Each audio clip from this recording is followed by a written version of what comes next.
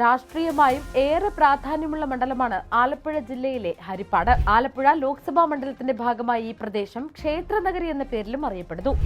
1957 കേരള സംസ്ഥാനം രൂപീകൃതമായതിന് പിന്നാലെ നടന്ന ആദ്യ നിയമസഭാ തെരഞ്ഞെടുപ്പിലാണ് ഹരിപ്പാട് മണ്ഡലം രൂപം കൊള്ളുന്നത്. അന്ന് സ്വതന്ത്ര സ്ഥാനാർത്ഥിയായി മത്സരിച്ച വി രാമകൃഷ്ണപിള്ളയായിരുന്നു ആദ്യ MLA. കോൺഗ്രസ് സ്ഥാനാർത്ഥി കെ ബാലഗംഗാധരനെ പരാജയപ്പെടുത്തിയായിരുന്നു അദ്ദേഹത്തിന്റെ വിജയം.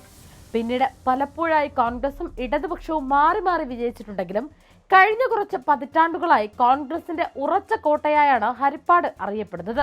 കഴിഞ്ഞ 20 വർഷമായി മറ്റൊരു പാർട്ടിക്കും ഇടം നൽകാതെ കോൺഗ്രസ് പാർട്ടിയുടെ കൊടി മാത്രം പാറുന്ന മണ്ണാണ് ഹരിപ്പാടിന്റേത്. നിയമസഭാ തെരഞ്ഞെടുപ്പിന് ദിവസങ്ങൾ മാത്രം ബാക്കി നിൽക്കെ ഹരിപ്പാട് തെരഞ്ഞെടുപ്പ് ചൂടിലാണ്.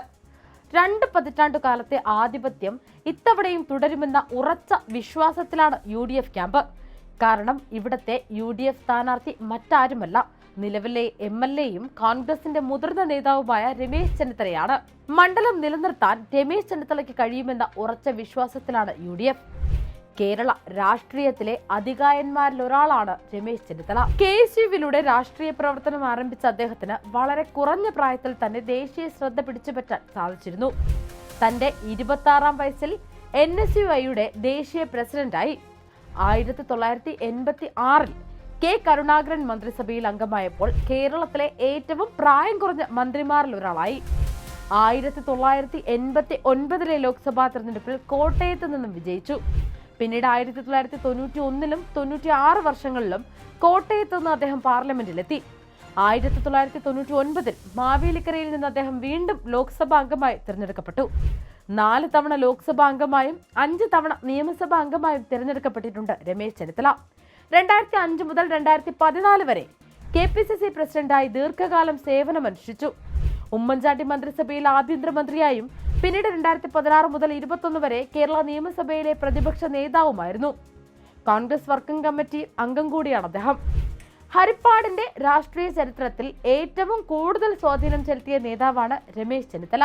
1982 തന്റെ 28-ാം വയസ്സിൽ ഹരിപ്പാട് നിന്ന് വിജയിച്ച കേരളത്തിലെ ഏറ്റവും പ്രായം കുറഞ്ഞ മന്ത്രിയായി അദ്ദേഹം റെക്കോർഡ് സ്ഥാപിച്ചിട്ടുണ്ട്. പിന്നീട് ദേശീയ രാഷ്ട്രീയത്തിലേക്ക് മാറിയ അദ്ദേഹം 2011 വീണ്ടും ഹരിപ്പാട് മണ്ഡലത്തിലൂടെ കേരള നിയമസഭയിലെത്തി. 2011, 2016, 2021 വർഷങ്ങളിൽ നടന്ന തെരഞ്ഞെടുപ്പുകളിൽ തുടർച്ചയായി വിജയിച്ച അദ്ദേഹം നിലവിൽ മണ്ഡലത്തിന്റെ സിറ്റിംഗ് MLA ആണ്. ആഭ്യന്തരമന്ത്രിയായും പ്രതിപക്ഷ നേതാവായും അദ്ദേഹം വഹിച്ച സേവനങ്ങൾ ഹരിപ്പാടിന്റെ രാഷ്ട്രീയ ചരിത്രത്തിൽ വലിയ പ്രാധാന്യമുള്ളവയാണ്. 2021 തെരഞ്ഞെടുപ്പിൽ രമേശ് ചെന്നിത്തല 72,768 വോട്ടുകൾ നേടി വിജയിച്ചപ്പോൾ LDF സ്ഥാനാർത്ഥി അഡ്വക്കേറ്റ് R സജിലാലിന് 59,102 വോട്ടുകളാണ് ലഭിച്ചത്. 2011 2016 ചെന്നിത്തല 50% വോട്ടുകൾ നേടിയാണ് മണ്ഡലം നിലനിർത്തിയത്. മണ്ഡലം തിരിച്ചുപിടിക്കുക എന്നത് ഇടതുമുന്നണിയെ സംബന്ധിച്ച് ഒരു അഭിമാന പ്രശ്നം കൂടിയാണ്. ശക്തമായ ജനകീയ അടിത്തറ ഉണ്ടായിട്ടും UDFന്റെ കുത്തക തകർക്കാൻ കഴിയാത്തതിന്റെ കാരണം പലതാണ്. തുടർച്ചയായ 4ാം വിജയം ലക്ഷ്യമിട്ടാണ് വീണ്ടും രമേശ് ചെന്നിത്തല അംഗത്തിനിറങ്ങിയിരിക്കുന്നത്. സംസ്ഥാന നേതാവെന്ന പരിവേഷവും മണ്ഡലത്തിലെ വികസന പ്രവർത്തനങ്ങളും പാർട്ടിക്ക് അതീതമായ ബന്ധങ്ങളും അത് വോട്ടാക്കി മാറ്റാനുള്ള കഴിവുമാണ് രമേശ് ചെന്നിത്തലയ്ക്ക് വിജയം എപ്പോഴും സമ്മാനിക്കാറുള്ളത്. ആഭ്യന്തര വകുപ്പ് മന്ത്രിയായിരുന്ന ഘട്ടത്തിൽ ഹരിപ്പാട് നടപ്പാക്കിയ വികസന മുന്നേറ്റത്തിന്റെ തുടർച്ചയാണ് UDFന്റെ ഇത്തവണത്തെ വാഗ്ദാനം. തങ്ങളുടെ കോട്ട ഭദ്രമാണെന്ന് UDF ആത്മവിശ്വാസം പ്രകടിപ്പിക്കുന്നുമുണ്ട്. ഒപ്പം കഴിഞ്ഞ തദ്ദേശ തെരഞ്ഞെടുപ്പിൽ കൈവരിച്ച അഭിമാന വിജയവും UDF ക്യാമ്പിന് ആവേശം പകരുന്നു. AIYF സംസ്ഥാന സെക്രട്ടറിയും CPI ദേശീയ കൗൺസിൽ അംഗവുമായ TT ജിസ്മോൻ എന്ന യുവ നേതാവിനെയാണ് ചെന്നിത്തലയെ നേരിടാൻ LDF ഇത്തവണ കളത്തിലിറക്കിയിരിക്കുന്നത്. BJP നേതാവും ജില്ലാ അധ്യക്ഷനുമായ സന്ദീപ് വചസ്പതിയിലൂടെ കരുത്ത് തെളിയിക്കാനാണ് NDAയുടെ ശ്രമം. കൂടാതെ SUCIC സ്ഥാനാർത്ഥി വിദ്യ VP, സ്വതന്ത്ര സ്ഥാനാർത്ഥികളായ സൗമ്യ V ശശിധരൻ, രമേശ് C എന്നിവരും മത്സര രംഗത്തുണ്ട്. പക്ഷേ ഇവർക്ക് രമേശ് ചെന്നിത്തലയെ പരാജയപ്പെടുത്തി മണ്ഡലം തിരിച്ചുപിടിക്കാൻ സാധിക്കില്ലെന്നത് ഉറപ്പാണ്. 2026 കണക്കനുസരിച്ച് മണ്ഡലത്തിലാകെ 1,83,512 വോട്ടർമാരാണുള്ളത്. ഇതിൽ 87,373 പുരുഷന്മാരും 96,135 സ്ത്രീകളും 4 ട്രാൻസ്ജെൻഡർ വോട്ടർമാരുമാണുള്ളത്. ഇനി അറിയേണ്ടത് ജനവിധിയാണ്.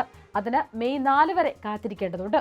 കൂടുതൽ വാർത്തകൾക്കും വിശേഷങ്ങൾക്കും ഞങ്ങളുടെ ചാനൽ ലൈക്ക്, ഷെയർ, സബ്സ്ക്രൈബ് ചെയ്യുക. കൂടാതെ സബ്സ്ക്രൈബ് ബട്ടണിലെ ബെൽ ഐക്കൺ എനേബിൾ ചെയ്യാൻ മറക്കരുത്.